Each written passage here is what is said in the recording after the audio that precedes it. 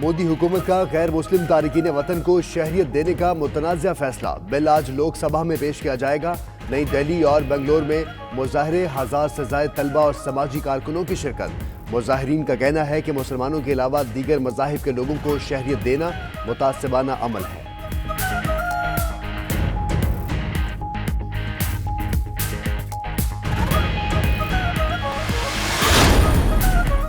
Malaysia की सरजमीन पर 27 साल में पहला पोलियो केस सामने आ गया। 3 माह का बच्चा पोलियो वायरस का शिकार। ताल्लुक बरनोई जजीरे के कस्बे तो आरान से है। मलेशिया में आखिरी पोलियो केस 1992 में सामने आया था।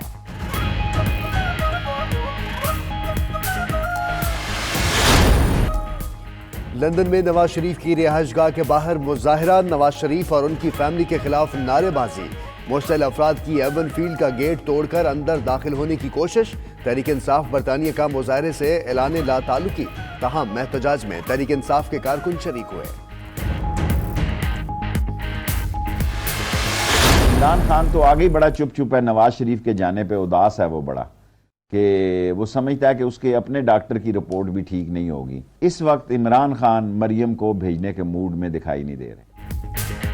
इमरान खान मरियम को भेजने के मूड में नहीं। शेख रशीद ने प्रोग्राम 92 न्यूज़ एट 8 में कहा, वज़ीर आज़म पहले ही नवाज शरीफ को भेजकर उदास हैं। उन्हें डॉक्टर्स पर भी एतमाद नहीं। जितना मर्जी कहें, डील या ढील नहीं दी, लोग नहीं मान रहे। शहबाज शरीफ और बिलावल आईनी तरमीम की हिमायत करेंगे।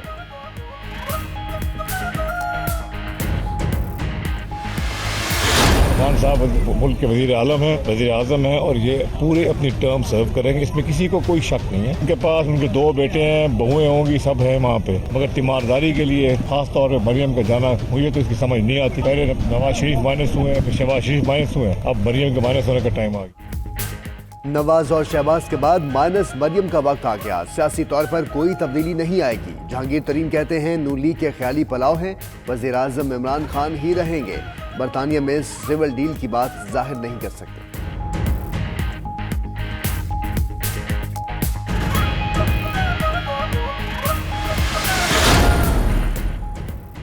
क्या मरियम नवाज को बैरून मुल्क उड़ान की इजाजत मिलेगी? मुस्लिम लीग नून की नायब सदर की दरख्वास्त पर समाअत आज लाहौर हाई कोर्ट का 2 रुकनी बेंच करेगा।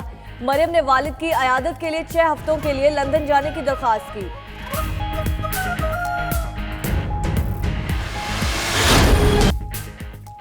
करप्शन का नासूर खत्म किए बगैर तरक्की नहीं। दुनिया भर की तरह पाकिस्तान में भी एंटी करप्शन डे आज मनाया जा रहा है। नैब की तरफ से करप्शन के खिलाफ मुल्कगिर मुहिम भी जारी। सड़कों पर बैनर्स और पोस्टर्स आवेजा।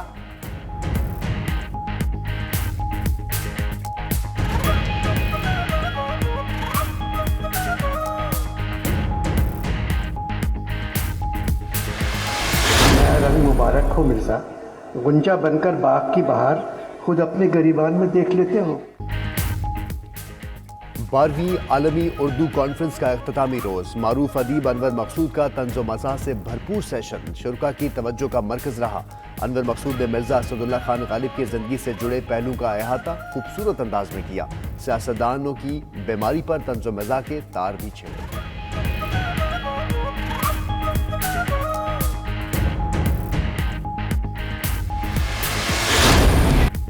आ गया वो शाहकार जिसका था इंतजार। श्रीलंकन टीम तारीखी दौरे पर आज पाकिस्तान पहुंचेगी। पहला टेस्ट मैच 11 दिसंबर को रावलपिंडी में शुरू होगा। फवाद आलम कौमी टीम में वापसी पर बेहद खुश। इंजमामुल हक लेजेंड हैं, इस काबिल नहीं कि उन्हें जवाब दूं।